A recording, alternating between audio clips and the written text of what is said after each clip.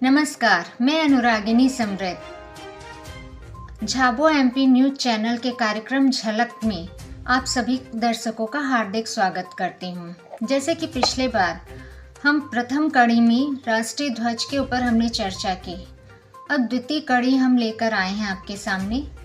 जैसा कि आप सभी जानते हैं कि हमारे देश में अभी महाकुंभ का आयोजन हो रहा है। इस अवसर पर आम जनों व भक्तों के बीच में कौतूहल का विषय होता है और वो विषय है नागा साधु। चलिए आज हम अपने कार्यक्रम झलक की प्रस्तुति नंबर 2 में नागा साधु के ऊपर ही चर्चा करेंगे। नागा साधु हिंदू धर्म में साधुओं का एक प्रकार है जो कि नग्न रहते हैं व विभिन्न अखाड़ों में निवास करते हैं। इनकी परंपरा आदि गुरु शंकराचार्य द्वारा प्रारंभ की गई थी।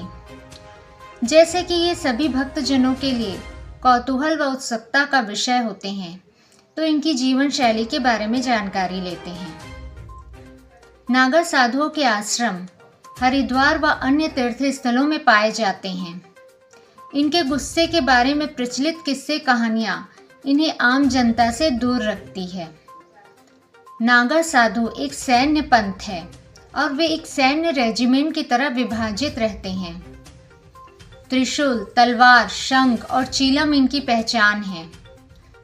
नागा साधुओं के दर्शन अक्सर कुंभ के मेले में होते हैं, जहां आम भक्तों के बीच एक कौतूहल और जिज्ञासा का केंद्र बिंदु होते हैं।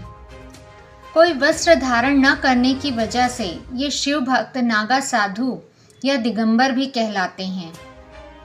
कपड़ों के नाम पर इनके शरीर पर राख लपेटी हुई होती है। शाही स्नान के समय पर ही इनके दुर्लभ दर्शन होते हैं। अधिसंख्य नागा साधु पुरुष ही होते हैं। महिला नागा साध्वी अपने शरीर पर गेरुआ वस्त्र लपेटे रहती हैं। अब जिज्ञासा यह उठती है कि नागा साधु बनने की प्रक्रिया किस प्रकार होती है, तो अब इसके संबंध में भी जानकारी आपको प्रदान कर रहे हैं हम। नागा साधु बनने की प्रक्रिया बहुत ही कठिन होती है। नागा साधुओं के पंथ में शामिल होने की प्रक्रिया में लगभग 6 वर्ष लगते हैं।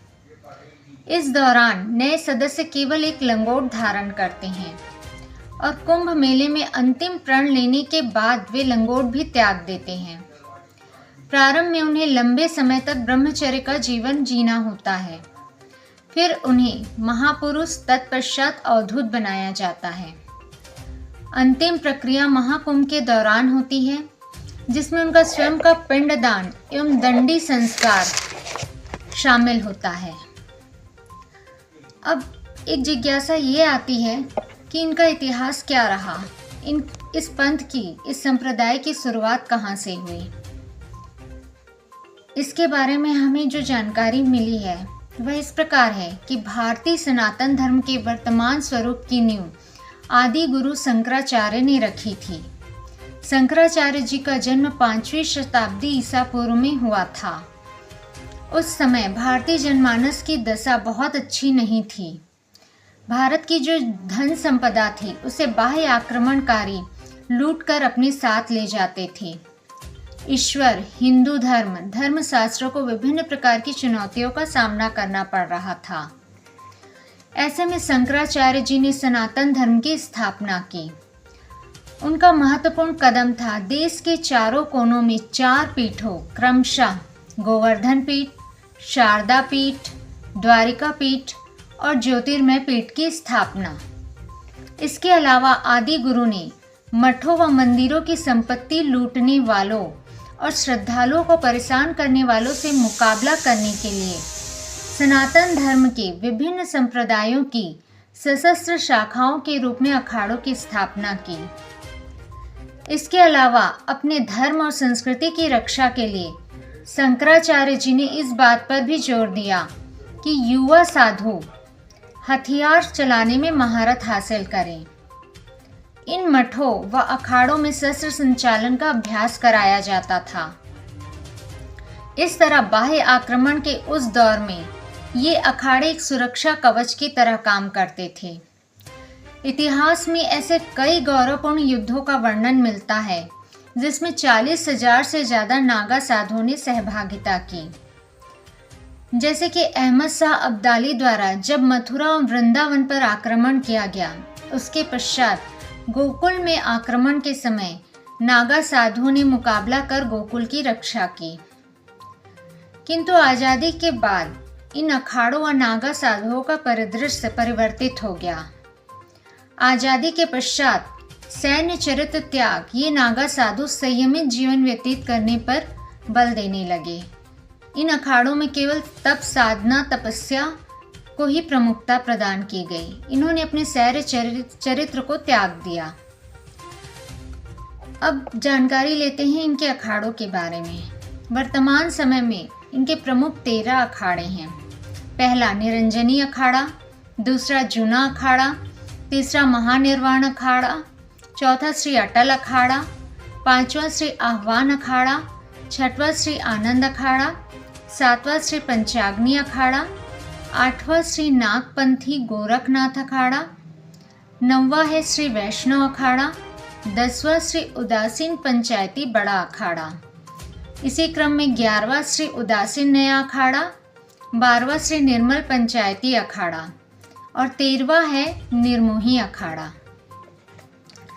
जैसा कि हम जानते हैं कि नागा साधुओं का संसार बहुत ही रहस्यमय होता है, तो उनके संबंध में भक्तों में ये भी उत्सुकता जागृत होती है कि वो क्या खाते पीते हैं, अपना जीवन कैसे व्यतीत करते हैं। नागा साधु कंदमूल खाकर अपना जीवन बिताते हैं। नागा सन्यासी किसी एक गुफा में कुछ साल रहते हैं, फिर किसी दूसरी गुफा में चले जाते हैं। कई नागा साधु जंगलों में घूमते हुए सालों काट देते और अगले कुंभ या अर्ध कुंभ में नजर आते हैं। नागा साधु केवल एक समय भोजन करते हैं। वो भोजन में भिक्षा मांगकर प्राप्त करते हैं। एक नागा साधु को अधिकतम 7 घरों से भिक्षा मांगने का अधिकार प्राप्त होता है। नागा साधु बिना गद्दी के केवल जमीन पर सोते हैं। अखाड़े के आदेश से ये साधु पैदल भ्रमण करते हैं। इस दौरान कई साधु झोपड़ी बनाकर धुनी भी रमाते हैं। भक्तजनों में कई बार यह मतभेद रहता है, यह भ्रम रहता है कि अघोरी व नागा साधु एक ही संप्रदाय से होते हैं, जबकि इन दोनों संप्रदायों में काफी अंतर होता है। चलिए इस बारे में भी हम आपको जानकारी प्रदान कर रहे हैं।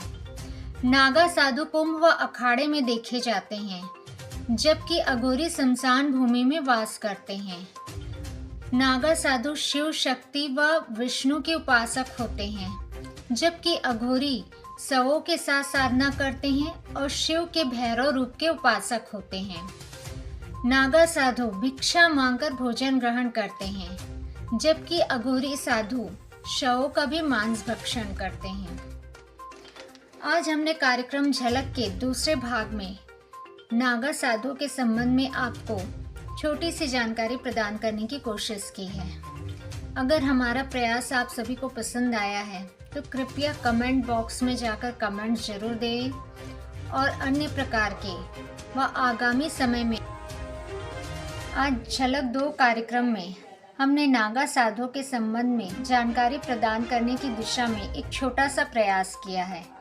यदि हमारा प्रयास कामयाब है तो आप कमेंट बॉक्स में अपने कमेंट जरूर प्रदान करें और साथ ही आगे चलकर नए विषयों से संबंधित सुझाव भी हमें प्रदान करें। धन्यवाद।